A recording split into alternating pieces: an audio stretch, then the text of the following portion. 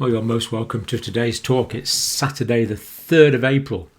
Some news from the United Kingdom, the United States, Canada and from Kenya today.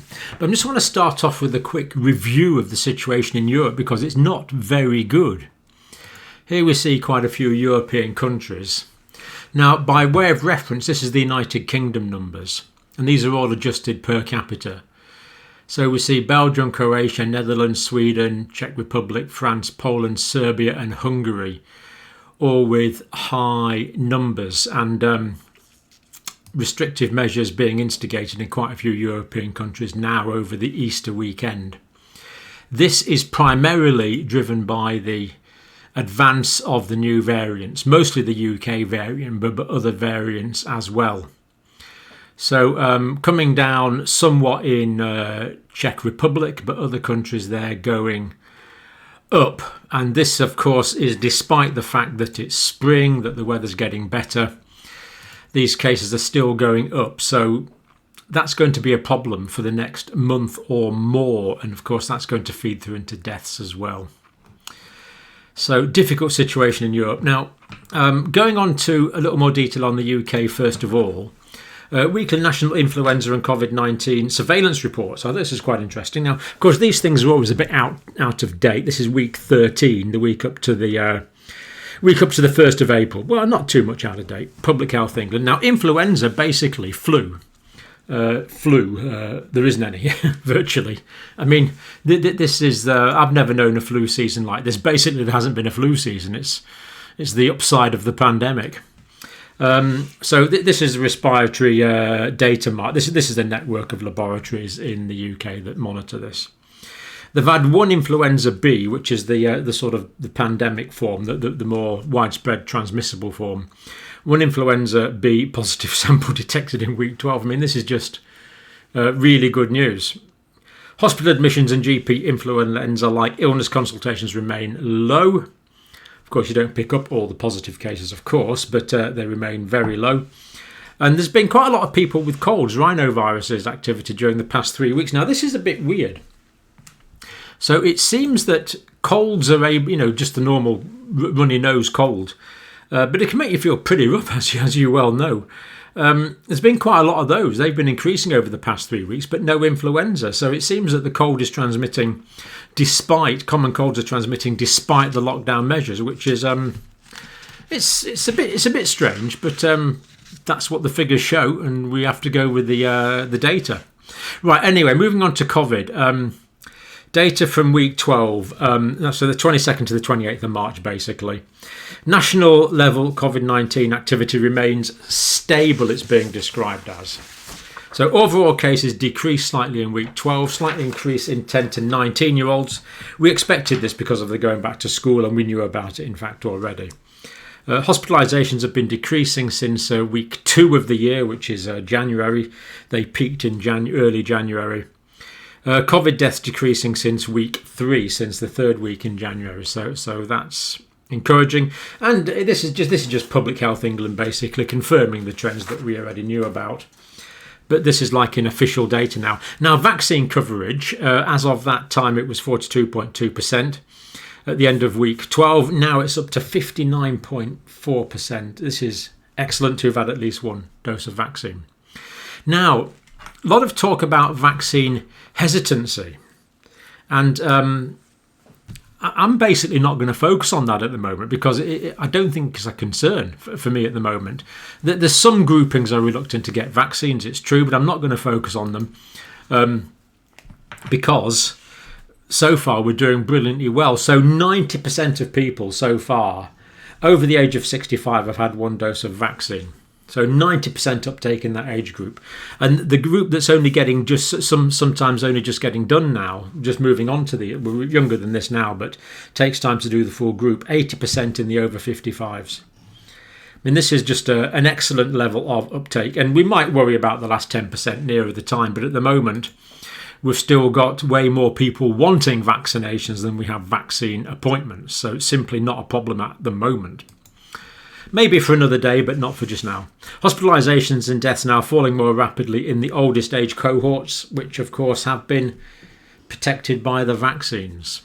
Seroprevalence data. Seroprevalence, of course, the antibodies in the blood indicating that people have been exposed to either the virus or, of course, been exposed to the vaccine, because the vaccine mimics the illness, makes the antibodies, stimulates the other aspects of the immune system. The other aspects of the immune system which adapt to the active infection and to the virus are quite difficult to measure, like the memory T cells and the natural killer cells. They're quite hard to remember. Or not so much to remember, but to identify. They take sophisticated tests for the memory T cells, is what I'm trying to say. Anyway, but the antibodies are easy to detect, so we go with the antibodies for the seroprevalence. So total infection or vaccination, 46% of the population have antibodies to SARS coronavirus 2 through infection and vaccination. But the actual number is higher than this, because some people will have been naturally affected in the first wave and their antibody levels will have declined to the point where they're no longer detectable, but their memory T and B cells should still be there, giving them immunity as far as we know. So the actual number of people that have levels of immunity to SARS coronavirus 2 is going to be higher than 46, well into the 50% we would hope.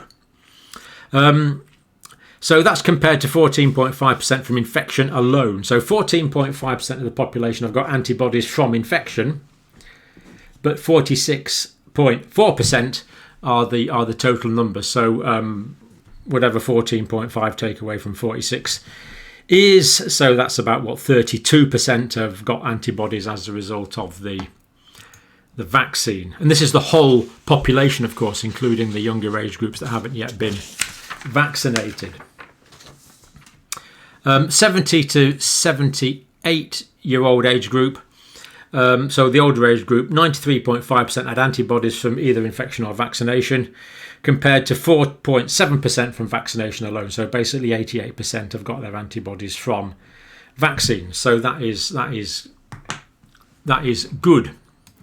Now, just a quick look at the figures from the UK today. We just see that basically the carry on going down from in the UK, so it's encouraging. Now, of course, this is basically flat, but the overall direction is slightly down. So we've come down really nicely, but we're having trouble getting rid of this kind of last bit. But if we look at deaths, they're going well down, which is good. And if we look at healthcare, we look at hospitalisations. New admissions going down, and the number of patients in hospital also dropping off quite markedly. So the Prime Minister is going to announce on Monday whether we're going for the next stage of the release from lockdown on the 12th of April, I think it is, and I think it's very likely we're going to. I strongly suspect we will. Doesn't mean it's over. We still have to take the precautions. So vaccines today, as we said, the figure is up to 59%. Was it 59.4%? And this is quite nice. The government are publishing this now. So these dark ones are the people that have had 2 doses of the vaccine. These are people that have had 1 dose of the vaccine. And we see it's well over half. And these are the ones that are still waiting to get vaccinated. So nice graphic to show that things are going really quite well. Never as fast as we would like, but progress is being made. And in these older age groups, the seroprevalence data is excellent. And of course, as more and more younger people are progressively vaccinated, the seroprevalence in the younger age groups will increase as well. Now, I'm not dodging the difficulty or the question mark over the Oxford AstraZeneca vaccine at the moment. I'm waiting to get more data. So the story so far is that provisional data from Germany, Europe, and now from the UK does show that there is an increase in cerebral sinus vein thrombosis, these blood clots in the veins in the brain. There's a minuscule increase in cases of those. Overall, though, you're saving way more lives with the vaccine than these, if it does turn out to be a genuine problem. Now, provisional data indicates that it is particularly younger age groups that are prone to this side effect, and particularly younger women that are prone to this side effect. Now, I don't know much about this cerebral sinus vein thrombosis because it's remarkably rare, but it is associated with oral contraception. So more data to come on that. It may be, when the vaccination program first started and there was going to be several different vaccines, what we said was, maybe we'll find out some vaccine is more efficacious in a particular age group. And of course, it was also possible that a particular vaccine might, I stress might, have more side effects or be vanishingly rare side effects in particular age groups as well. So it may be, and we stress it's maybe yet, we don't yet know. It may be that particular vaccines are going to be given to particular age groups or not given to particular age groups based on the side effect profile. That may come. Women may be asked, for example, in the future when they go for vaccination, if they are on oral contraceptive, if this is found out to be a factor. So I'm not dodging it, but basically we don't know yet. And of course, we have to go by what our government agencies tell us. And that's what we're doing. There's restrictions on age groups in some parts of Europe. As I say, in the future, it may be that they decide to give Pfizer or Moderna or Janssen vaccine to young women rather than Oxford AstraZeneca vaccine. But it's not there yet. We don't know yet. And we're only just getting down to those younger age groups now in the United Kingdom, not really getting down to the young women age group yet. So we've got a bit of time to work it out. And that's kind of where we're at. So I'm not going to say more than that until we've got more definitive answers. But that's kind of where we're at with that at the moment. Now, moving on to the United States, I am slightly concerned. This is the cases in the last 24 hours. And there's definitely an upward trend. So I've just put this on just to sort of emphasise it, really. This is the 50,000 cases line there. And so there's no question that the trajectory in the States is going up at the moment. This is the average here. There is about 64,000 new cases per day. Now, yesterday we looked at various projections from the States, projecting that it would go up, stay much the same, or go down. So basically no one knows where this is going to go because different prognosticators have different projections for where things are going to go in the States. But it does mean that with this increase in cases that things are not yet over. Although, as we'll see, the vaccination programme is going really well. So that's 64,000 cases for the past 7 days up to April the 1st. Deaths, of course, in the States continue to be high. 550,000 deaths now. It's just an immense number of people have died in the States. Vaccinations, over 30% of the population has had the first dose. Nearly 18% has had the second dose. It's going well, and all the indicators that I'm aware of show that the vaccination programme is accelerating. Now, long awaited, but the Centres for Disease Control has come out with vaccine and travel advice. So domestic travel during COVID-19, check it out for yourself. That's the site there. CDC recommends delaying travel until fully vaccinated. That is the 2 doses group. And of course, we see that this is applying now to quite a lot of Americans. And quite a lot soon in the coming weeks. So they're advising delaying travel till two doses of the vaccine have been given. Fully vaccinated travellers are less likely to get and spread COVID-19. That is just reported as a fact. So there you go, Centres for Disease Control, fully vaccinated travellers, and presumably that means anyone when you're travelling or not, less likely to get, less likely to spread COVID-19. So the Centres for Disease Control saying that it's protecting us against getting the disease, which we knew, and also less likely to spread it. And the reason that this is important, of course, is this has got implications for the rest of the world pretty soon, hasn't it? Inevitably, there's implications for international travel here. This is just about domestic travel, though. Let's not put words into the Centres for Disease Control's mouth. They are talking about domestic travel at the moment. People who are fully vaccinated with the FDA authorised vaccine can travel safely within the United States. Again, pretty powerful statement, encouraging, powerful statement. Fully vaccinated travellers do not need to get tested before or after travel unless their destination requires it. Brilliant. Fully vaccinated travellers do not need to self-quarantine.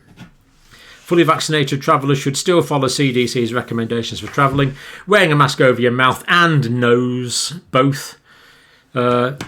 Social distancing, of course, and obviously hand hygiene as well, hands, face, space. Afterwards, they just say self-monitor. If symptoms are there, isolate and get a test until you're tested. And fully vaccinated means 2 doses of the vaccine. So 2 weeks after a second dose of Pfizer or Moderna, or 2 weeks after a single dose of the Johnson & Johnson Janssen vaccine. So there you go. Pretty definitive statements coming out of the Centres for Disease Control. And surely giving a glimmer into the post-vaccination world where we can all start living relatively normally again and start travelling, hopefully relatively normal again, albeit with non-pharmaceutical precautions. But powerful statements there. So clearly it's going to be a requirement for international travel fairly soon. And this will be stipulated by a lot of governments around the world and by airlines, I would imagine, pretty soon, that people who travel need to be fully vaccinated. Therefore, we'll have to have evidence of that. Call that a COVID passport if you want, but without it, I don't think you'll be going anywhere. Take your pick. I know what I'll be choosing. Right, now, Canada. Cases going up in Canada. Let's have a quick look around. Now, good to see that cases remain low up in Nunavut. Moving round Northwest Territories. If you look at the graph on the right-hand side of the screen, it shows you the trend. Yukon moving down into British Columbia, going up. Alberta increasing. Prairie states slightly less so, but still going up. But of course, these have got lower populations. Ontario, Quebec, New Brunswick, sharp increase there in New Brunswick recently. So that's the Canadian website, excellent website. Have a look around it. Things are very well done with masses of information if you've got an interest in Canada. But the problem is that cases are going up and it's new variant driven. So mostly the UK variant, but I'm afraid the South Africa. No, it's the Brazilian variant has reared its head in its ugly head in Canada. Now, this is concerning. There seems to be more younger people getting more severe illness in Canada, unfortunately. Now, this is partly because the older age groups have been vaccinated, and the younger ones are the ones that are left at risk. And yet, it's an alarming feature. The factors: pandemic fatigue. People are just sick of it, of course. But we can't afford to be yet. The B117 UK variant, low vaccination numbers. So they are the factors in Canada that are driving this surge in cases. Everyone's fed up of it. The UK variant, low vaccination numbers, all the things we've covered on this talk before. Week ending the 31st of March, cases are up 40% on the week. Averaging about 5,000 new cases per day, but Canada a relatively low population, of course. 72% increase since the 1st of March. This is one of the scientists in Ontario. As the new variants spread, you will see that COVID-19 is killing faster and younger. Now, I don't like the sound of this at all. More older people are protected, we know that, but the new variants... Again, I can't really give data for this, but the new variants do seem to have different effects in different countries. And of course, Canada's just coming out of a long winter. So presumably, people's vitamin D levels in Canada are pretty low because they won't have any sun exposure for about 7 or 8 months now. So is that a factor? It could be a factor. It's spreading far more quickly than was before. We cannot vaccinate quickly enough to break this third wave. In other words, scientific opinion here in Ontario is indicating that cases are going to go up in Canada, unfortunately. So I'm afraid our friends in Canada have got to get over this for another few months and start being quite fastidious about the rules that now everyone knows. Particularly no household mixing. Particularly no indoor household mixing, as you know. Right, British Columbia. Here we are. Yeah, cluster of the P1 Brazilian variant. Now, Whistler, I think that's a famous ski resort in British Columbia. 83% of the cases are in the 20 to 39-year-old age group. Now, it's the older people that have been vaccinated, so people in the 40s and 50s still haven't been vaccinated. So it's a bit of a mystery why the new variant, this Brazilian variant, that seems to be predominant in this area, is causing this large number of cases in very young people. And it's a concern, but we'll keep an eye on that. I mean, that's the official website there. It's not a press release. That's the official data release. So do have a look at that if you're concerned, and we'll keep an eye on it. But these new variants are just what's messed everything up. Now, just to illustrate Africa, Kenya, where we have a little bit of information from. Some African countries we have no data from at all, but basically increases in cases in Africa. Way back in January, February of 2020, I expressed a lot of concerns about Africa. I was concerned because of the large amount of other endemic diseases that could potentially compromise immunity. I was concerned by the poor living standards and crowded living standards that a lot of people live in. I was concerned by the relatively low nutritional status of a lot of people on the continent, and that I thought things might go badly. But then in 2020, basically Africa seemed to get away with it very lightly, and we're really quite hopeful. But now, despite the very young demographic in Kenya and a lot of African countries, there does seem to be a significant issue with many hospitals under severe stress. Now, if you get sick in Kenya and you've no money, the care you're going to get in a government hospital is not perhaps what you and me would necessarily like.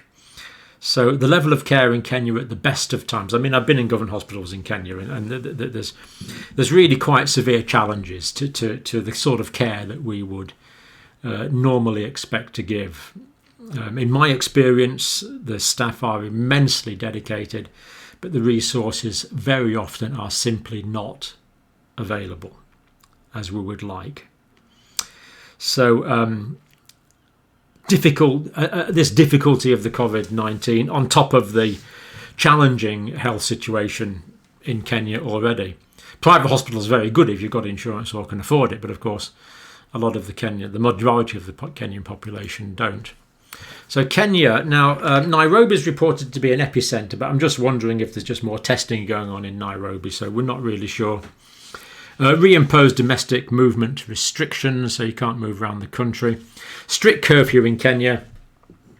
This Washington Post article says that there's been 20 deaths occurred as the curfew is enforced.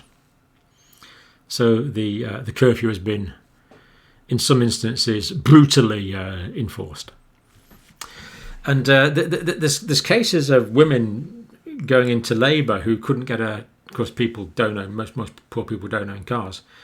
And there's reports that taxi drivers weren't going around to pick them up because the taxi drivers are afraid that if they're caught out after curfew, they will invoke the displeasure of the police. So that's what that article is reporting, 20 deaths as a result of these enforcement strategies. The enforcement strategy is working. The curfew is obeyed in Kenya, but that's not too surprising. Many work in the informal sector, so are forced to go out to work. In other words, what I'm saying here is, as we've said many times, what they eat that day is what they earn that. What they eat that night is what they earn that day. First doses of vaccine, 160,000 have been given in a population of 54 million. Well, no more to be said about that. Now, Kenyan Health Minister, we're happy that there is a great demand for vaccines from Kenyans. It's true, people are queuing apparently round the block and round the clock to get vaccinated. People in Kenya are desperate to get vaccinated, from all the reports I have heard. So let's not panic or become anxious, this health minister is saying. The government will provide vaccines for all adults in Kenya in a phased approach. Aims to fully vaccinate half of the population by June 2022. Now, that is their aim. April, May, June, 12, 13, 14. In 14 months' time, the Kenyan government hopes to have vaccinated half of its population. I mean, this is just it's just appallingly slow, isn't it? I mean, it's just it's a pity that there's so many problems in Kenya over the years that have got to this situation. Right, primarily the doses are coming from COVAX, United Nations. Now, what we're hoping for, though, is donations from wealthier countries. Now, just now, vaccines are at the biggest premium you could possibly imagine. But pretty soon, the United States is going to have a few 100 million spare doses. You know, by the end of 2021, Europe is going to have a few 100 million spare doses. The UK will have 100 million spare doses. Let's hope they are wisely and humanely distributed, even to areas where their own governments have been less helpful than we would have hoped. Kibera, for example, slum area in Nairobi, crowds gather each day before 6 a.m. waiting for the vaccines, and many are turned away because they simply don't have enough. Now, a bit of a scandal brewing here. UN office in Nairobi, 20,000 staff and dependents accepted the national government's offer of free Oxford AstraZeneca vaccine. Remember, so this is 20,000 staff and dependents. Don't know how many have been vaccinated, but this is out of 160,000 vaccines for the whole country. Now, the United Nations office stressed only those most at risk would be eligible, so they said. Now, basically what this means is Kenyans with the right connections have been vaccinated, or people working in Kenya with the right vaccines have been, with the right connections have been vaccinated. Let's hope the United Nations staff who've accepted these vaccinations at least redouble their efforts to get the vaccine to poor, vulnerable Kenyans.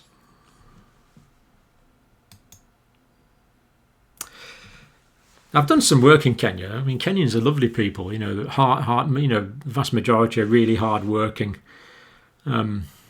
intelligent people. It's upsetting to see when there's so much that could be done and so little is being done with 160 vaccines for, what did we say? How many million people? I've dropped the piece of paper. 54 million people. Right, now the Russian Sputnik V vaccine is available on the private market. Private, I didn't mean to put private there. Is there another word that might describe that? Don't know. Private market, $100 for the two apparently. Now, where the heck is this coming from? So if you've got money in Kenya, you can get the Sputnik V. Where's it coming from? Where are they getting this from? You know, the Russian government should be allocating all these doses. Where's it coming from? Pass. Ask me one on sport, you know. But apparently it's available. It's not approved by the World Health Organization, but it's been granted emergency use authorization in Kenya. So there we go. Now, let's finish with some better news. Talking to friends in India, and the situation there is difficult in many areas, especially in Delhi, Maharashtra, Bombay, Pune, areas like that. Maharashtra being the Greater Bombay area. But the vaccines are getting out. They really are, and they are free to poor people. Now, there was a news report recently, I won't mention the news outlet, but they said that some poor people couldn't afford the $3 to get vaccinated in India. Well, I was talking to a friend who's a doctor in India yesterday, and he said, yeah, it's $3 $3.50 or whatever it is to get the vaccine in a private hospital. But if you go to the government outlets, it's genuinely free.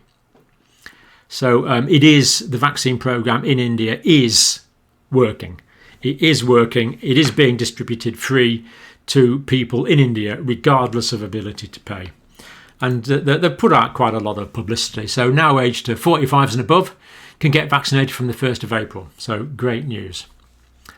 If you're born before the 1st of January 1977, you are eligible for the vaccine.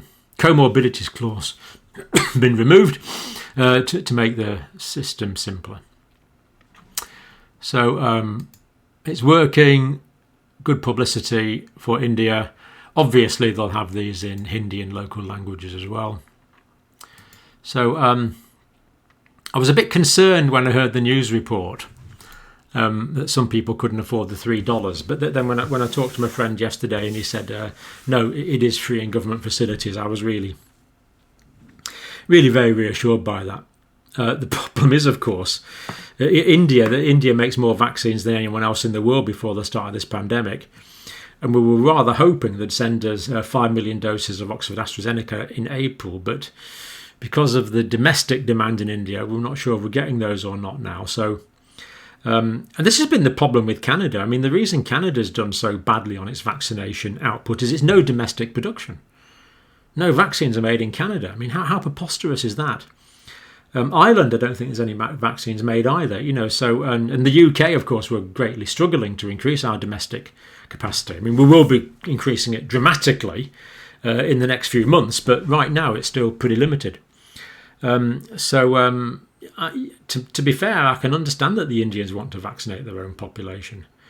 But this may slow vaccination programs up. And it's also slowed supplies of vaccines to COVAX, which were supplying vaccines to, most of the vaccine in Kenya. We did highlight the Sputnik V, which is available on the private market. But the vaccine that they've actually been given is the Oxford AstraZeneca vaccine via the COVAX program. So this is going to slow the COVAX rollout in Africa as well. So let's hope someone decides to massively increase vaccine production in African countries also. Okay, that's where we're at today. Lots of factors interacting in this, aren't there? It's a complicated story, but good to know that pain, suffering and death is being prevented in many parts of the world, and let's hope that this is rolled out to everyone. Okay, that is us for today. Thank you for watching.